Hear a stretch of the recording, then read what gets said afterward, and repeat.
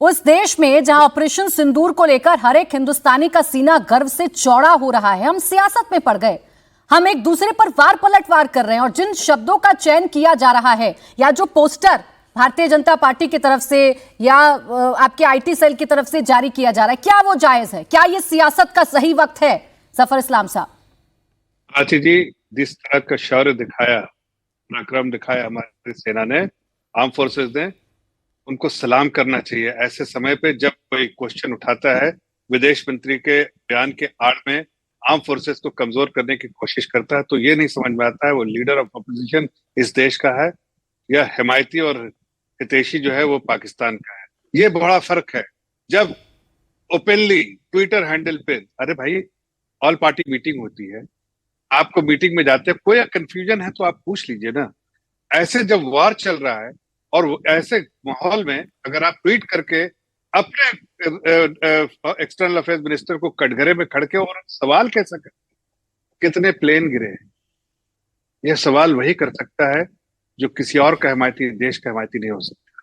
अगर उनके बारे में अगर ऐसा पोस्टर लगा है तो वो पोस्टर किसी कारण से लगा है और वो कारण आपके सामने है कि ऐसा सवाल क्यों किया उन्होंने, किसके इशारे पे किया, कौन ऐसा सवाल करता है?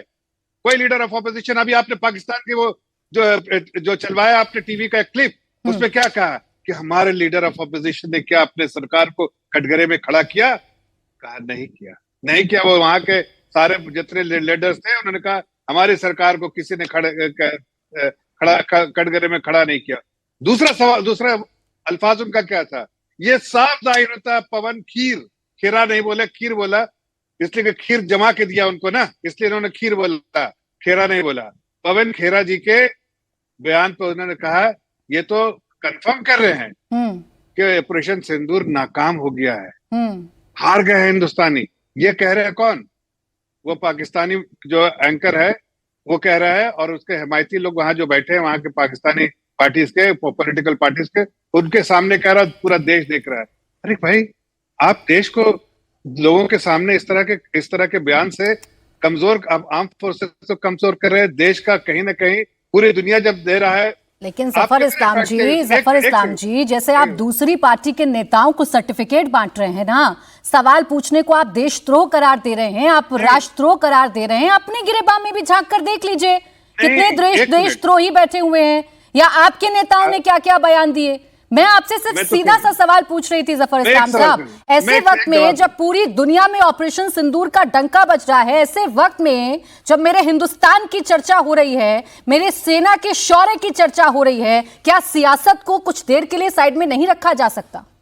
मैं तो यही कह रहा हूं बार बार प्राची जी। अब देखिए ना, छोटी सी बात, हाँ। आपने कहा कि पूरे देश के 140 करोड़ लोगों का सीना जो है चौड़ा हो गया जिस तरह से ऑपरेशन सिंदूर में कामयाबी हमको हासिल हुई। लेकिन कुछ लोग ऐसे भी तो हैं। अब देश ने चुना एक ऐसे इंसान को जो कांग्रेस पार्टी का तरूर साहब, जाहिर है उनकी स्टेचर, उनका एक्सपीरियंस, एक्सपर्टीज जो है पूरी दुनिया में उसको माना जाता है। ठीक, उनके देश की जरूरत पड़ी, उनकी जरूरत पड़ी। देश ने ये नहीं सोचा किस पार्टी के हैं, देश को जरूरत थी, देश ने कॉल किया उनको नेशनल ड्यूटी के लिए। ठीक, लेकिन किस पार्टी ने उनको बेइज्जत करने का कोशिश? यहाँ भी तो आप मनमानी कर रहे हैं ना। आपने पार्टी के नेताओं को चुना, लेकिन आपने पार्टी को बताया नहीं, पार्टी से कोई सलाह नहीं मांगी, इस बात की आपत्ति है। सवाल मेरा अभी भी वही रहेगा जफर इस्लाम साहब, और मेरे दर्शक भी जानना चाहते हैं, मेरे दर्शक जानना चाहते हैं, पूरा हिंदुस्तान जानना चाहता है कि आज सियासत का सहारा क्यों लिया जा रहा है। मेरे पास अन्य और मेहमान हैं। अच्छा बोले जल्दी बोले, फिर आ रही हूँ। हाँ बोले मेरी बात। हाँ, उसके बाद मैं इतना सिर्फ कह रहा हूँ कि देखिए, सियासत के लिए कोई जगह नहीं, लेकिन सियासत किसने किया? नेशनल ड्यूटी में बुलाया जाता है। बहुत छोटा सा काउंटर, तहसीन जी, 3 और मेहमान, बहुत छोटा सा। बोले पार्टी देश से ऊपर है, जल्दी बोले तहसीन जी। पार्टी देश के ऊपर नहीं हो सकती ना। मैं आज देश ऊपर है ना पार्टी के। बोले तहसीन जी, बोले जल्दी बोले सर, प्लीज। मैं आज सैयद जफर इस्लाम साहब की हर बात को मानने को तैयार हूँ, उन्हीं को वह बैटन कोट कर रहा हूँ, उनकी हर बात को सराहता हूँ सर। मैं उस बात को मानता हूँ। इनके मिनिस्टर, मध्य प्रदेश के मिनिस्टर और डेप्यूटी चीफ मिनिस्टर ने क्या कहा। अब यहां पर सैयद जफर इस्लाम साहब अपनी बातों को सच्चा मानते, इंडिया टीवी पर प्राची के सामने ये कमिटमेंट करे कि उस मिनिस्टर को मध्य प्रदेश की सरकार जेल में फेंकेगी और डेप्यूटी सीएम को सस्पेंड करेगी।